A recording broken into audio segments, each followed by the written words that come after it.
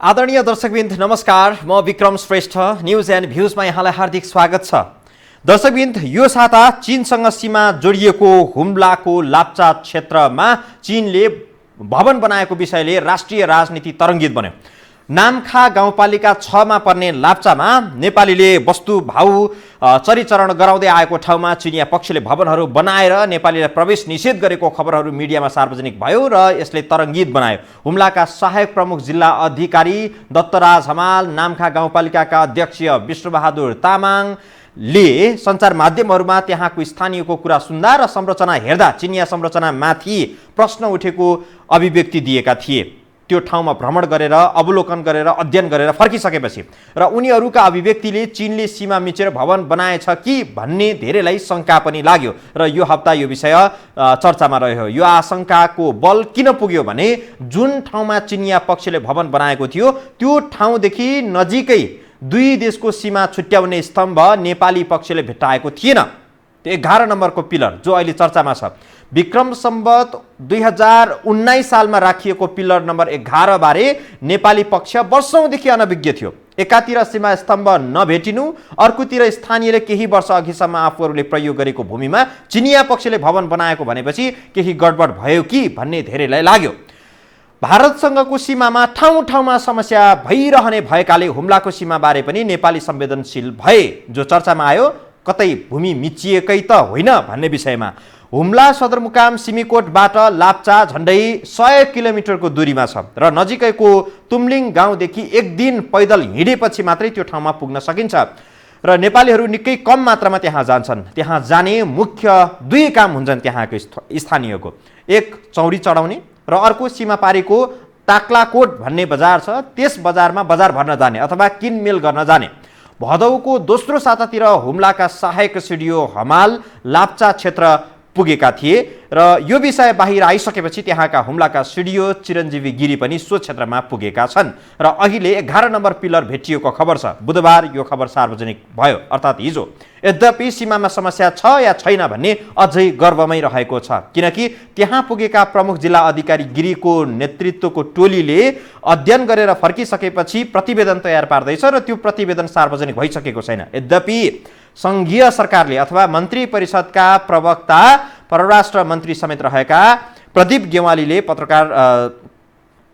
पत्रकारसँगको अन्तर्क्रियामा अथवा पत्रकार सम्मेलनको क्रममा चीनसँगको भूमि विवाद छैन, त्यहाँ जे जस्ता समाचारहरू आए त्यसमा सत्यता छैन अथवा भूमि मिचिएको छैन भन्ने अर्थ लाग्ने अभिव्यक्ति दिनुभएको छ। यसपछि प्रमुख प्रतिपक्षी दल नेपाली काङ्ग्रेसले विज्ञप्ति नै जारी गरेर केन्द्र सरकारलाई किन यति धेरै हतार यसको जवाफ दिनको लागि, जबकि यसको अध्ययन अनुसन्धान गर्न गएको प्रमुख जिल्ला अधिकारी हुम्लाको प्रमुख जिल्ला अधिकारी चिरञ्जीवी गिरीको नेतृत्वको टोलीले प्रतिवेदनै तयार पारिसकेको छैन, प्रतिवेदन लेखनमै उनीहरूले समय व्यतीत गरिरहेका छन् भने केन्द्र सरकारलाई किन यति धेरै हतार यसको जवाफ दिनलाई भनेर उसले आपत्ति जनाएको छ र यसबारे सत्य तथ्य छानबिन गर्नका लागि प्रमुख प्रतिपक्षी दल नेपाली काङ्ग्रेसले सरकारलाई आग्रह पनि गरेको छ र सरकारको हतारोपनप्रति पनि उसले असन्तुष्टि र आपत्ति जनाएको छ। आजको न्यूज एन्ड भ्यूज यो विषयमा प्रस्तुत गर्दैछौँ दर्शकवृन्द। सबैभन्दा पहिले हुम्लाको सीमा विवाद के कसरी सुरु भयो र त्यहाँको खास चुरो कुरो के हो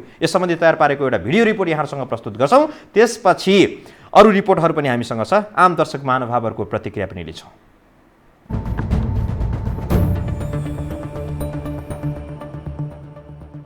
भारतीय पक्षले नेपाली भूमि समेटेर नयाँ नक्सा जारी गरेपछि चुलिएको सीमा विवाद हल नहुँदै चीनतर्फको सीमामा पनि समस्या देखिन थालेको छ। हुम्लाको नामखा गाउँपालिका लिमी लाप्चा स्थित नेपाली भूभागमा चीनले भवन बनाएपछि यो विषय सार्वजनिक भएको हो। यहाँका स्थानीय बासिन्दाले नामखा गाउँपालिका 6 लिमीको लाप्चा बगर क्षेत्रमा चीनले नेपाली भूमि मिचेर 9वटा भवन निर्माण गरेको बताएका छन्। यसअघि प्रमुख जिल्ला अधिकारी चिरञ्जीवी गिरी नेतृत्वको टोलीले त्यो क्षेत्रको निरीक्षण गरेको छ।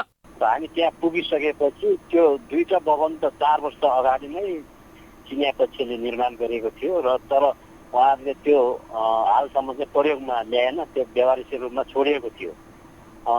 तर अहिले आएर चाहिँ त्यो ठाउँमा चाहिँ अझै 9वटा भवनहरू थपेर 11-12वटा भवन पुऱ्याएर कम्पाउन्ड सहित सोलर प्यानलहरू जोडेर कम्प्लिट बनाएको अवस्था थियो।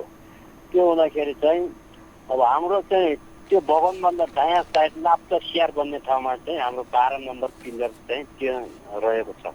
त्यो चाहिँ यथावतै छ। त्यो पिलरले मात्रै मार्किङ गर्ने हो भने अब त्यो सबै भूभाग चाहिँ हाम्रो पर्छ भन्ने हाम्रो मान्यता हो। तर हुम्लाको स्थानीय सरकारले भने जमिन मिचिएको विषयमा किटान गर्न सक्ने अवस्था नरहेको बताउँदै आएको छ। दुई देश बीचको 11 नम्बर पिल्लर हराएको खबर आउँदै गर्दा हुम्लाका सांसद छक्कबहादुर लामा त्यसबारे अध्ययन गर्नुपर्ने बताउँछन्। जुन अहिले हामीले चाहिँ हाम्रो बनिरहेको अब उनीहरूले चाहिँ हाम्रो बनिरहेको अवस्थामा त्यो 11 नम्बरको पिलर हराएको हुनाले त्यो अप्ठ्यारो छ त्यो इचिङ गर्नलाई हैन।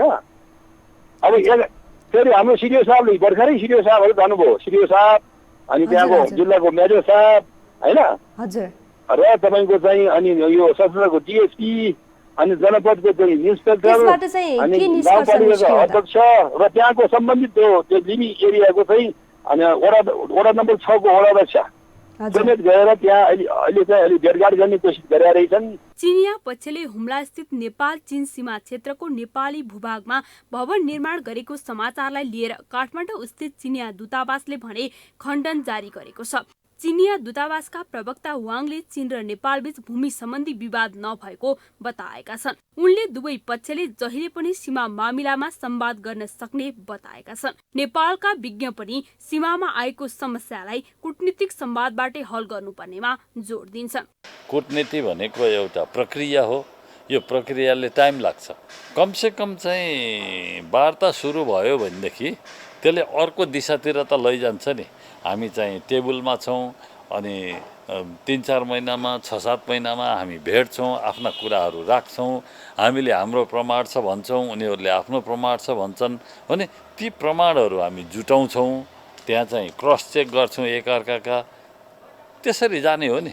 अब यो चाहिँ पब्लिकली चाहिँ यता हामी एक कोरो मात्रै बोलेर चाहिँ हुँदैन। चीनले नेपाली भूमि मिचेको विषयमा बुधबार काठमाडौँको बालुवाटार स्थित चिनिया दूतावास अगाडि युवाहरूले प्रदर्शन गरेका छन्। सीमा अतिक्रमण बन्द गर्न, मिचेको भूमि फिर्ता गर्न र पुराना सन्धि लागू गर्न माग गर्दै उनीहरूले प्रदर्शन गरेका हुन्। तर यो विषय यति चुनिँदा पनि संघीय सरकारले यसबारे कुनै प्रतिक्रिया दिन आवश्यक ठानेको छैन। यो हो टेलिभिजनका लागि कान्ति नेउपानेको रिपोर्ट।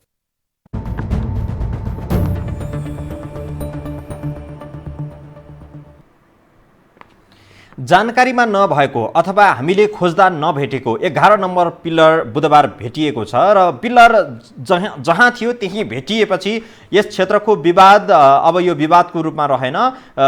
यो सबै कुरा सार्वजनिक भइसक्यो। यथार्थ जे छ त्यसमा ठिकठाकै छ, यसमा समस्या छैन भन्ने विषय अथवा यो खालको अर्थले बल पाएको छ अथवा यसभित्र समस्या छैन भन्ने कुराहरू धेरैको जनमानसमा पनि यो विषय परिसकेको छ। यद्यपि सीमाविदहरूले यसो भनिरहेका छन् कि विक्रम सम्वत 2021 सालदेखि लाप्चा क्षेत्रमा समस्या सुरु भएको हो अथवा अहिले जुन ठाउँमा चिनिया पक्षले भवनहरू निर्माण गरिरहेको छ त्यस ठाउँमा 2021 सालतिर एकाध घरहरू थिए, भवनहरू थिए। तर अहिले त्यहाँ भवनहरू थपिएको छ जुन भूमि नेपाली सीमा क्षेत्रमा पर्छ भनेर सीमाविदहरूले पनि भनिरहेका छन्। यसकारण 2021 सालदेखि अथवा विगत 56 वर्षदेखि यो क्षेत्र मतान्तरको रूपमा रहेको अथवा यो क्षेत्र कसको भन्ने विषयमा चाहिँ मतान्तर रहिरहेको सीमाविदहरूको पनि तर्क छ। यद्यपि अब विषय उठिसकेपछि यसको थप अध्ययन गर्ने अथवा यसतर्फ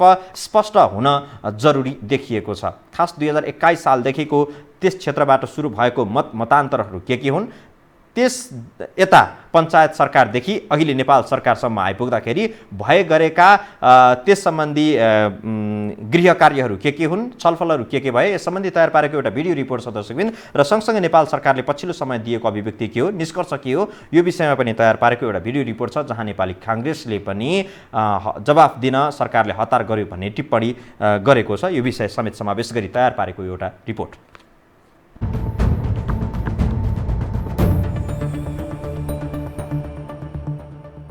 चीन चीनसँग सीमा जोडिएको हुम्लाको लाप्चा क्षेत्र अहिले मात्रै चर्चामा आएको ठाउँ होइन। सीमाविदहरूका अनुसार अहिलेको जस्तो भवन नबनाइएको भए पनि 2021 सालमा नेपाल र चिनिया अधिकारी बीच लाप्चा क्षेत्रको सीमामा मतान्तर भने भएको थियो। नेपाल र चीन बीच सन् 1961 मा सीमा सन्धि भएको थियो। सन्धिको लगत्तै सीमाङ्कन भएको थियो। सीमाङ्कन 1962 मा सकिएको थियो।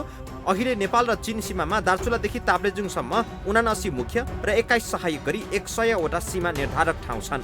कति ठाउँमा पिलर राखिएको छ भने कति ठाउँमा हिमालयको चुचुरो र चट्टानलाई पनि सीमा निर्धारण गरिएको छ। सञ्चार माध्यमहरूमा विभिन्न सीमाविदहरूले दिएको अभिव्यक्ति अनुसार सन् 1963 मा दुवै देशका परराष्ट्र मन्त्रीले बाउन्ड्री प्रोटोकलमा हस्ताक्षर गरेका थिए। त्यो प्रोटोकलमा दुवै देशले तयार पारेको सीमाको नक्सा पनि समावेश गरिएको थियो। नेपाल र चीनको सम्बन्धमा चाहिँ सन् 1961 मा सीमा सन्धि भयो।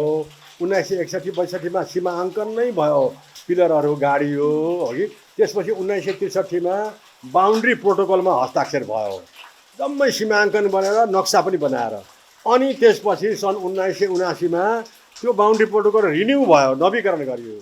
त्यसपछि फेरि अर्को नवीकरण चाहिँ सन् 1988 मा बाउन्ड्री प्रोटोकल नवीकरण गरियो हो कि। त्यो बाउन्ड्री प्रोटोकलमा भएको नक्साहरू हेर्दाखेरि हेर्नुहोस् है, नक्सामा चाहिँ यो हुम्लाको लिमी लाम्चे लाप्चा क्षेत्र चाहिँ पानी ढलोको क्षेत्रमा पर्दो रहेछ। म तपाईँलाई भन्छु अघि, अब यो 1961 को सीमा सन्धिमा चाहिँ के लेखिएको छ भनेदेखि चाहिँ हेर्नुहोस्, अब 11 नम्बर सीमा स्तम्भबाट सीमा रेखा हुम्ला कर्णाली नदीको सहायक नदी हुँदै पानी ढलो हुँदै हुँदै हुँदै नालकङ्कर भन्ज्याङ पुग्छ। त्यसपछि लाप्चे भन्ज्याङतिर गएर साधारणतया उत्तर पूर्वतर्फ गएर त्यहाँबाट पानी ढलो हुँदै हुँदै हुँदै नाम्जा भन्ज्याङमा लाग्छ। यो पानी ढलोको कुरा आयो हेर्नुहोस्। अब सन् 1988 को बोर्डर प्रोटोकलको कुरा आउँछ। यो बोर्डर प्रोटोकलमा पनि के भनेको छ भनेदेखि चाहिँ सीमा खम्बा नम्बर 11बाट चाहिँ सीमा रेखा हुम्लाको लोलुङ भन्ज्याङबाट उत्तरतर्फ बढ्दै पन्नुम डाँडोमा पुग्छ र लाप्चे भन्ज्याङमा पुग्छ। अनि लाप्चे टुप्पो भनेको 5262 फिट अल्गो लाप्चे टुप्पोमा पुग्छ र लाप्चे भन्ज्याङमा सीमा खम्बा नम्बर 12 स्थापना गरिएको छ। यो प्रोटोकलमा सन् 1979 र 1988 मा नवीकरण गरिएको थियो। चीनसँगको सीमामा अन्त ठूलो विवाद नदेखिए पनि लाप्चा क्षेत्रमा भने विक्रम सम्वत 2021 मा नै सीमा विवाद देखिएको थियो। त्यो विवादबारे पञ्चायत मन्त्रालयले नेपाल चीन सीमा प्रतिवेदन 2021 नै बनाएको थियो। यसबीचमा 2073 सालमा पनि लाप्चामा यस्तै विवाद देखिएको थियो। त्यसबेला चिनिया पक्षले भर्खरै संरचना बनाउन थालेको थियो। सञ्चार माध्यमहरूमा हुम्लाको सीमावर्ती क्षेत्रमा चीनले भवन बनाएको खबर आएपछि परराष्ट्र मन्त्रालयले अन्तर मन्त्रालय समिति बनाएर अध्ययन गरेको थियो। उक्त समितिले चिनियाका भवन समितिहरूको सीमामै पर्ने प्रतिवेदन दिएको परराष्ट्र मन्त्री तथा सरकारका प्रवक्ता प्रदीप गेवालीले बताइसकेका छन्। नेपालको हुम्ला जिल्लाको लिमी उपत्यकामा चीनले नेपालको भूभाग भित्र आएर घरहरू बनायो भनेर विभिन्न खालका समाचारहरू सम्प्रेषण भएका छन्। त्यस सम्बन्धमा मन्त्रालयको सरकारको गम्भीर ध्यान आकर्षण भएको छ। जिल्ला प्रशासन कार्यालय हुम्लाबाट त्यो ठाउँको स्थलगत अध्ययनको निम्ति टोली गएको छ। त्यसले थप तथ्यहरू ल्याउने नै छ। तर त्योभन्दा अगाडि म यहाँहरूलाई निवेदन गर्न चाहन्छु, यस्तै खालको मिडियामा समाचार सम्प्रेषण 2073 सालमा पनि भएको रहेछ र 73 सालमा यो समाचार आइसकेपछि त्यति बेलाको सरकारले अन्तर मन्त्रालय एउटा चाहिँ छानबिन समिति गठन गरेर गृह परराष्ट्र नापी सहितको टिम खडा गरेर त्यो टिमले चाहिँ त्यसको स्थलगत अध्ययन गरेर त्यति बेला बनेका घरहरू चाहिँ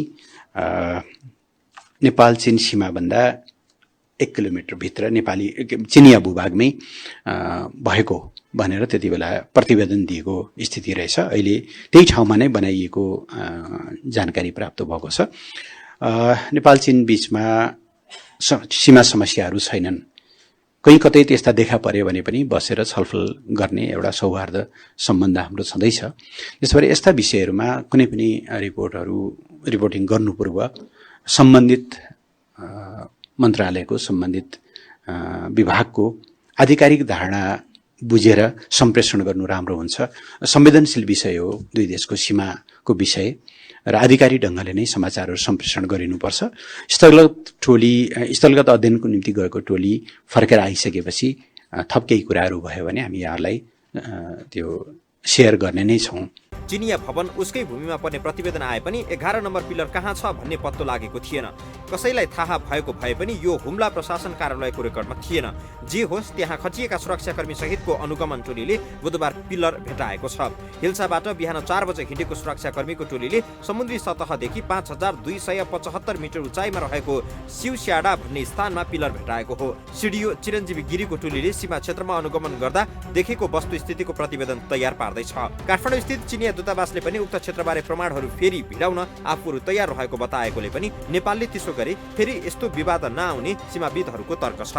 भनौँ न, विवाद सीमा सीमा अङ्कन गर्दाखेरि विवाद भएको थियो, तर त्यो विवाद त्यसै बेलामा समाधान भएर अङ्कन भएर नक्सा पनि बनिसकेको छ। त्यसकारण नयाँ विवाद भन्न मिल्दैन। अघि पुरानो विवाद समाधान भइसकेको छ र नेपाल र चीनको बिचमा अहिले सीमा विवाद छैन। एउटा ठाउँमा मात्रै भनौँ, दोलखा जिल्लाको उत्तर लामाबगरको उत्तर लाप्चा गाउँ छ। लाप्चा गाउँको पनि उत्तरमा एउटा कोर्लाङ पारीको टिप्पा भन्ने ठाउँ छ। त्यो सीमा खम्बा 57 नम्बरको चिन्ह कोर्लाङ पारीको टिप्पामा हुनुपर्नेमा त्यो 57 नम्बरको सीमा चिन्ह चाहिँ अलिकति हाम्रो नेपालतर्फ पारेर गाडिएको रहेछ।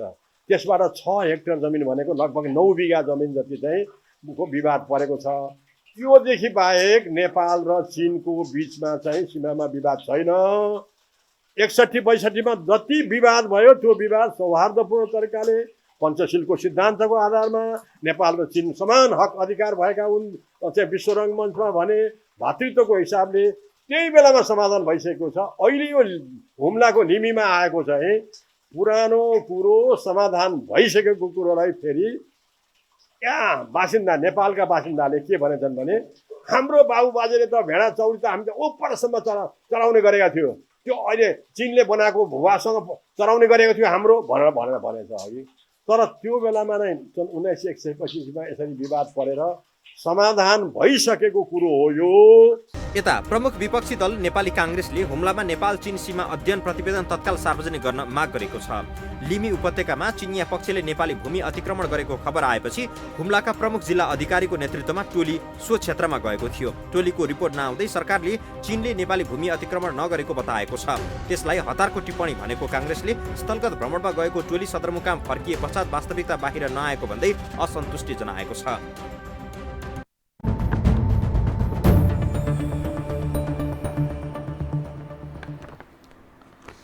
दर्शकबिन्द, यो रिपोर्ट जहाँ विक्रम सम्वत 2021 सालदेखि लाप्चा क्षेत्रमा केही समस्याहरू देखिएको छ, त्यहाँका स्थानीयहरूले यस सम्बन्धी केही अनुभवहरू पनि सुनाएका छन्, जसको आधारमा त्यसको अध्ययन अनुसन्धान हुन जरुरी रहेको भनेर निष्कर्ष निकाल्न सकिन्छ। यद्यपि त्यहाँका हुम्लाका प्रमुख जिल्लाधिकारी सहितको टोलीबाट भएको अनुगमन अध्ययन र त्यसपछि यसको निष्कर्ष के हुनसक्छ भन्ने रिपोर्ट तयार हुँदैछ र त्यो रिपोर्ट सार्वजनिक भइसकेपछि यसको थप तथ्यहरू पनि बाहिर आउला। हामी न्युज एन्ड भ्युजमा छौँ। दर्शक महानुभावहरूको केही प्रतिक्रियाहरू लिउँ। जस्तो चीनसँगको सीमा विवादको विषयमा त्यति धेरै समाचारहरू हामीले सुन्नु परेको छैन, अथवा त्यो विवाद नभएको कारण पनि हुनसक्छ। भारतीय सीमा क्षेत्रमा त हरेक दिन जस्तै सीमा विवादका विभिन्न कोणबाट समाचारहरू आइरहने, सुनिरहनु पर्ने र यसको समाधान नभइरहँदाखेरि नेपाली भूभाग प्रति जुन छिमेकी देशले देखाएको एउटा वैरभाव छ, यसले आम सर्वसाधारण नेपाली जन जो सार्वभौम सम्पन्न देशको नागरिकको रूपमा गौरवान्वित महसुस गरिरहेका छन्, चित्त दुखाइ पक्कै हुन्छ र त्यसले आक्रोश पनि जन्माइराखेको छ। पछिल्लो समय लिपुलेक, कालापानी लगायतको क्षेत्रमा देखिएको सीमा विवाद र नेपाल सरकारले सीमा क्षेत्रलाई बढाएर जसरी नेपालको नक्सा सार्वजनिक गर्यो, त्यसपछि एउटा नयाँ तरङ्ग पनि सिर्जना भएको छ। आजको विषय चाहिँ हामीले चीनसँगको सीमा क्षेत्र जो लाप्चा क्षेत्रमा देखिएको तरङ्ग जो बाहिर आएको छ, यो विषयमा केन्द्रित रहेर यहाँहरूसँग कार्यक्रम प्रस्तुत गरिरहेका छौँ। सम्पर्कमा कोही जोडिनु भएको छ। नमस्कार। हेलो। नमस्कार। नमस्कार, म बनस्थलीबाट नेत्रबहादुर बस्छु। हजुर नेत्रजी। होइन, मैले यो हिजो अस्तिदेखि नै उठाएको एभिन्यूले निकालेको थियो। अहिले अब उहाँ चाहिँ अब सीमाविदले पनि यो पहिलेकै त्यो समाधान भयो भन्नुभयो, अनि त्यो चाहिँ एउटा सदरमुकाम जस्तो गाउँ चाहिँ कसरी बन्यो त्यो पहिले नहुने अनि अहिले कसरी बन्यो मेरो प्रश्न उहाँलाई। अनि उहाँहरूले त्यो बेला देख्नु भएको थियो कि थिएन त? यी सीमाविद बनाउँदाहरूले आफ्नो सीमाको पिलर नथाहा पाउने अनि के का लागि राजनीति गर्ने, के का लागि सत्तामा बस्ने, अनि एउटा राजाले खायो सक्यो भन्नेहरू अहिले अनि 7वटा श्री 5हरू छन् त। 7वटा श्री 5 सुविधा खान मात्रै बसेका हुन्। 7वटा श्री 5ले कहाँ पिलर छ, हाम्रो आफ्नो भूभाग कति चाहिँ वर्ग किलोमिटर छ, कहाँ हो सिमाना, कहाँ के भन्ने थाहा हुँदैन। यी सुरक्षा कर्मीलाई के का लागि राखेको? के घर रुङ्ना गोठालो राखेको हो? गरिब जनताले कर तिरेको त्यसका लागि हो? सिमानामा राख्नु पर्दैन? तपाईँ जुनसुकै राष्ट्रमा हेर्नु, इन्डियामा हेर्नु, सुरक्षा कर्मी कति मजबुतले चाहिँ बोर्डरमा लगेर राखेको छ। अनि हाम्रामा चाहिँ सुरक्षा कर्मी घरमा राखेर घरमा राख्ने अनि सिमाना खुला गरेपछि तपाईँ अन्तर्राष्ट्रले अरू राष्ट्रले त्यसै पनि त्यो सिमाना मिच्छ। तपाईँ त्यो चाहिँ लिपुलेखमा हेर्नु, त्यहाँ बसिसक्यो, त्यहाँ चाहिँ ऊ हुँदैन। अनि प्रधानमन्त्री 80 किलोमिटर सडक खन्दाखेरि थाहा हुँदैन। अनि यी राजाहरू चाहिँ के राणा शाहले जोडिदिएको सम्पत्ति बाँडेर खान मात्रै आएका हुन्? यहाँ आफ्नो राष्ट्र कति भन्ने, आफ्नो राष्ट्रको सिमाना कहाँ हो भन्ने थाहा नपाउने अनि कस्तो खालका व्यक्तिहरू छन् यहाँ? यी बुद्धिजीवी बनाउँदाहरू नेताहरूलाई घचघच्याउनु पर्दैन? मेडिया युविघ्न मेडिया छ अहिले, 200-300 मेडियाले नथाहा पाउने अनि किन के हेरेर बस्ने? आधा भूभाग अर्काले हस्तक्षेप गरेर खाँदाखेरि नथाहा पाउने, अर्काले खोला नाला खाँदा नथाहा पाउने, पानी खनेर लाँदा पनि नथाहा पाउने। के देश चाहिँ अनि के का लागि चाहिँ नेता बनेर बस्ने, पार्टी खोलेर के का लागि बस्ने? सब खारिज गर्दै हुन्छ। सुरक्षा कर्मी बोर्डरमा लगेर राख्नु पर्यो। हामीले कर नेताका घरमा राख्नका लागि कर तिरेको होइन, राष्ट्रलाई सुरक्षा राख्नका लागि कर तिरेको र सेना राष्ट्रको सेवक हो। सेना भनेको राष्ट्रको सेवकलाई राष्ट्र सुरक्षाका लागि सिमानामा राख्नु पर्यो, राष्ट्र सुरक्षित हुनु पर्यो। अनि दायाँबाट पनि मिच्ने, बायाँबाट पनि मिच्ने, अनि हामी चाहिँ बिचमा के कमिलाको गोलो भएर बसिरहने रमित हेरेर? यस्ता व्यक्तिहरू नसक्नेलाई छोडिदेऊ, राजालाई जिम्मा देऊ, इमिडिएटली राजालाई बुझाऊ। हामी जान्छौँ, राजालाई सुरक्षा कर्मी जति बोर्डरमा लैजाऊ, श्री 5 मारा धिराज देशलाई नेत्रजी जान्छौँ, हामी गरिब जनता जान्छौँ। हामीलाई हस्, तपाईँलाई धेरै धेरै धन्यवाद। र विषयवस्तुहरू प्रस्तुत गर्दाखेरि संयमित रहिदिनु होला, शब्द चयनहरूमा ख्याल गरिदिनु होला। हामी लाइभ कार्यक्रममा यहाँहरूसँग प्रस्तुत भइरहेका छौँ। यस हिसाबले पनि आक्रोश जनतामा अथवा आम समुदायमा विभिन्न खालको आक्रोश अथवा आलोचनाको भावहरू रहनु स्वाभाविक हो, जसले सच्चिनका लागि समेत राज्य अथवा सरकारको लागि त्यसले एउटा दबाब सिर्जना गर्न सक्दछ, तर संयमित रूपमा प्रस्तुत भएर। सम्पर्कमा फेरि कोही जोडिनु भयो। नमस्कार। नमस्ते। शुभ नाम? श्याम खतिवडा। हजुर श्यामजी। नेपाल र चीनको सीमा अन्य ठाउँ सीमा सामान्य विवाद छन् हैन? झन्डै आधा दर्जन चाहिँ बेपत्ता भएका छन्। यो हामीले इतिहास पल्टाएर हेर्नुपर्छ। नेपाल र चीन सीमाको लम्बाइ लगभग 1414 किलोमिटर छ हैन? सिक्किमदेखि लिएर लिपुलेसम्म हामीले अहिले हेर्दाखेरि 1414 किलोमिटर त्यति छ। पूर्व सिक्किमदेखि पश्चिम लिपुलेसम्मको 69वटा सीमा है, 69वटा सीमा चाहिँ सीमास्तम्भ बनाएका छन्। ती मध्ये चाहिँ 37, 38, 62 नम्बरका सीमा चाहिँ हाम्रो यो भेटिएका यो थिएनन् हैन? अनि त्यसपछि हामीले चाहिँ 1178 सीमाङ्कन हुँदैदेखि चाहिँ हामीले स्तम्भ भेटिएका थिएनन्। ती सीमाहरू चाहिँ 62 नम्बर सबभन्दा हाम्रो भनेको 62 नम्बर सीमा स्तम्भ हो। पिलर भेटिएको पनि छैन अहिलेसम्म हैन? त्यो पिलरहरू चाहिँ कहाँ छ भने दोलखामा चाहिँ हामीले सबभन्दा ठुलो विवाद अहिले अब जुम्लामा भइरहेछ। सिडिओ साहबले भन्नुभयो हाम्रो चाहिँ सीमामा चाहिँ घर बनाएका छन्। एकदमै सत्य हो यो कुरो हैन? उहाँले सीमा विवाद व्यक्तिहरूले उहाँ सीमाविदहरूले भन्नुभएको छ यस्तो छैन भने चीनको भारतभन्दा हाम्रो लडाइँ ठुलो हुनेछ चीनसँगको। किनभने हामीले त्यहाँ खोजबिन गरेका छैनौँ। हाम्रो चीन भारत त तराई क्षेत्र हो नि, तराई क्षेत्रमा हामीले खोज्यौँ, हेऱ्यौँ, भेटायौँ, तर त्यहाँ बसोबास पनि छैन, त्यहाँ आवत जावत पनि छैन। जहाँ चीनले सगरमाथा हाम्रो भनिरहेको छ, सगरमाथामै विवाद छ, कहिलेकाहीँ भन्न जान्छ। त्यस कारणले गर्दाखेरि मेरो भनाइ के हो भने सीमा सुरक्षा बल यत्रा विधि छन्, सशस्त्र छन्, आर्मी छन्, हामीले पठाएका छैनौँ। अब सहायक सिडिओ साहबले माफी माग्नुभयो, यो होइन नि त। एकदम सत्य र तथ्य कुरो त प्रतिवेदन आउनु पर्यो नि। परराष्ट्र मन्त्रीले चाहिँ फ्याक्ट भनिदिनुहुन्छ। हाम्रो नेताहरू, हाम्रा दिमागीले सरकारका बसेका मन्त्रीहरू, अघि उहाँले भन्यो 7 वटा मन्त्री छन्, या 861 प्रतिनिधि राजाहरू छन्, स्थानीय निकाय छ। खोइ कसले खोज्ने सीमा? खालि राजगद्दीमा बसेर हुँदैन नि त। अब सलामी ठोकेर प्रहरीले ती ठुला व्यक्तिलाई बुट बनाएर होइन नि त, धुलो उडाउने होइन नि त, भात पकाउन राख्ने होइन नि त, सुरक्षाकर्मीलाई त खटाउनु पर्यो नि ठाउँमा, सीमामा। अनि हाम्रो सीमा विवाद देखिँदैन। भारतभन्दा जटिल र यो एकदमै अवस्था, यस्तो अवस्था पुग्छ चीनसँग। अबका दिनमा धेरै हाम्रा सीमाहरू पनि हराएका छन्, त्यो खोजबिन गर्नु पर्यो। यही नै हो, सरकारसँग अनुरोध हो यो चाहिँ। हस्, तपाईँलाई धेरै धेरै धन्यवाद श्यामजी।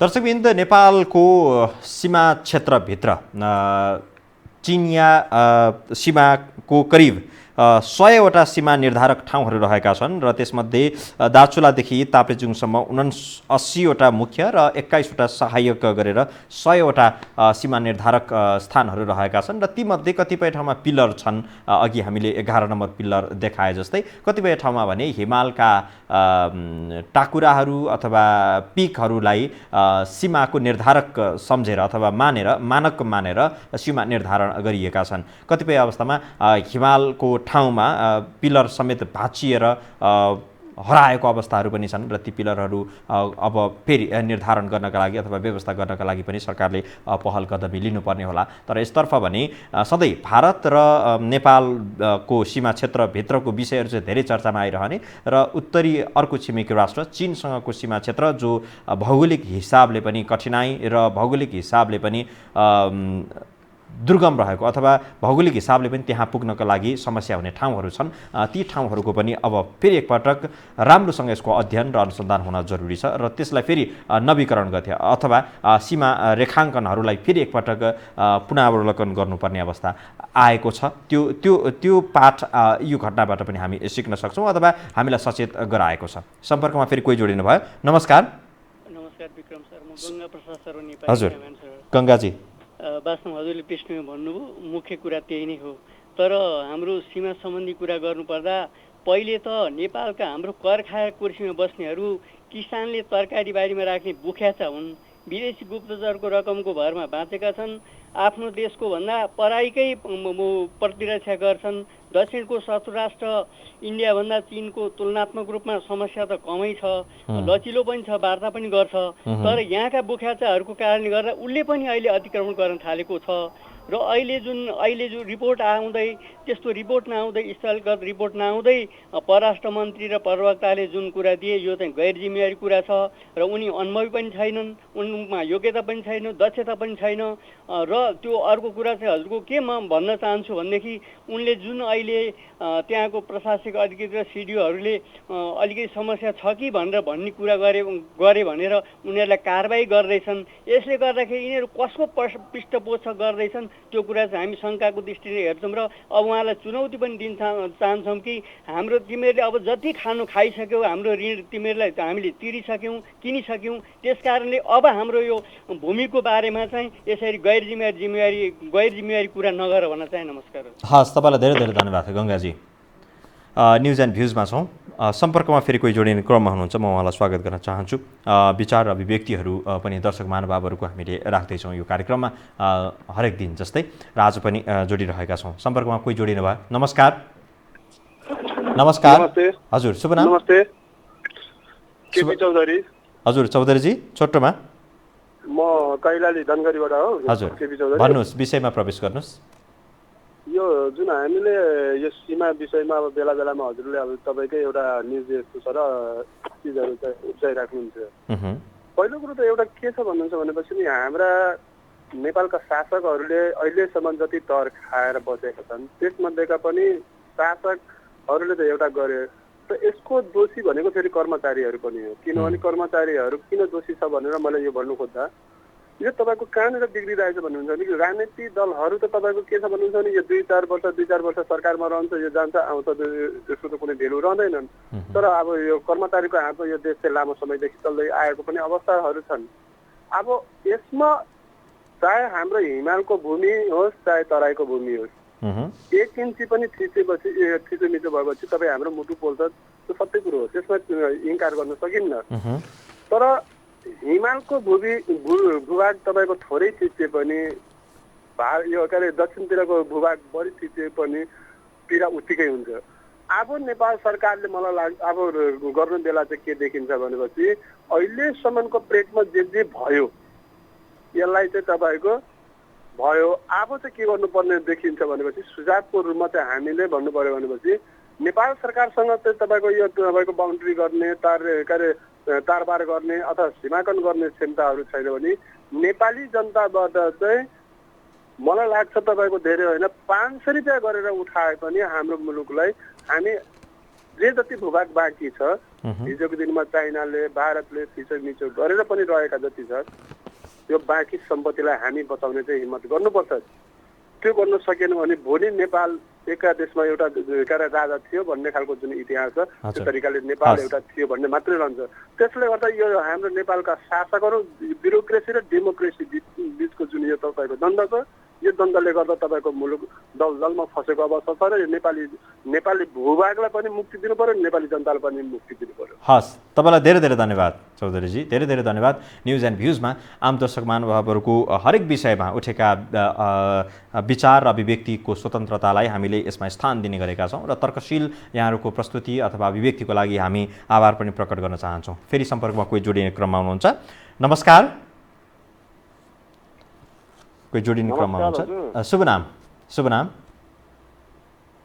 शुभ नाम यहाँको? हजुर हजुर सुनिलजी भन्नुहोस्, तपाईँ के भन्न चाहनुहुन्छ? हजुर सुनिल गुरुङ। हजुर भन्नुहोस्। हजुर अब यो के भन्दाखेरि काङ्ग्रेसको सरकार आयो भने चाहिँ यो इन्डियाको कठपुतली हो, अनि यो अहिले जुन चाहिँ कम्युनिस्ट सरकार आयो भने यो चाहिँ चाइनिजको कठपुतली हो। यो दुईटै कठपुतलीले चाहिँ नेपालको पुरा बोर्डर चाहिँ पुरा खतम पारिदिन्छ। हेर्नुहोस् है, बिस्तारै काङ्ग्रेस आएपछि इन्डियाले चाहिँ पुरा शाखा पारिदिन्छ, यो कम्युनिस्ट आयो भने चाइनाले शाखा पारिदिन्छ। अब यो दुईटाको चाहिँ अर्को एउटा विकल्प खोज्नुपर्छ, त्यसपछि अर्को केही पनि उपाय छैन, त्यति भन्न चाहन्छु। Thank you. हस्, तपाईँलाई धेरै धेरै धन्यवाद, धेरै धेरै धन्यवाद सुनिलजी। हामी न्युज एन्ड भ्युजमा आज जो नेपाल र चीनको सीमाको क्षेत्रमा कहिलेकाहीँ यस्ता विषयहरू आउने गर्दछन् र यसको अब नवीकरण हुन आवश्यक छ अथवा हामीले हाम्रो जहाँ जुन ठाउँमा सीमा स्तम्भहरू रहेका छन् ती सीमा स्तम्भहरू यथा अवस्थामा छ या छैन भन्ने कुराहरूको अध्ययन पुनरावलोकन हुन जरुरी छ। किनकि हिमालय क्षेत्रमा हामी वर्षौँसम्म त्यहाँ नपुगेको ठाउँहरू थुप्रै छन्, त्यस्ता सीमा स्तम्भहरू, त्यो सीमा स्तम्भहरू यथावस्थामा छ कि छैन भन्ने कुराको अध्ययन हुन जरुरी छ। सबै जिल्लाका प्रमुख जिल्ला अधिकारीहरूको जिम्मा अथवा उनीहरूको जिम्मेवारी भनेको आफ्नो सीमा क्षेत्रभित्रको वस्तुस्थिति के छ त्यसको अध्ययन गर्ने र त्यसको सही रिपोर्ट केन्द्र सरकारलाई प्रदान गर्ने अथवा रिपोर्टिङ गर्ने, त्यो पनि एउटा जिम्मेवारीभित्रको अर्को जिम्मेवारी हो। यसतर्फ केन्द्र सरकारले लबिङ गर्न जरुरी छ अथवा निर्देशन दिन जरुरी छ र यसको पुनरावलोकन होस् भन्ने सबैको चासो र चिन्ताको विषय पनि हो। सम्पर्कमा फेरि कोही जोडिनु भयो। नमस्कार। नमस्कार। यहाँको शुभ नाम? गणेश बाबु तिवारी, विराटनगर। हजुर गणेशजी, छोटोमा भन्नुहोला, कार्यक्रमको समय छोटो छ हामीसँग। अब 2046 सालपछिको जुन परिवर्तन भयो त्यसपछिको नेतृत्व दिने व्यक्ति असक्षम भयो नेपालमा, जुनसुकै पार्टीको नामबाट आए पनि। किनभने अब अहिलेको प्रधानमन्त्री केपी ओलीजीले अस्तिसम्म राष्ट्रवादको कुरा गर्नुभयो, हामी निम्ति बुढा काला पानी लिपिले जसरी पनि फिर्ता गर्छौँ भन्ने कुरा गर्नुभयो।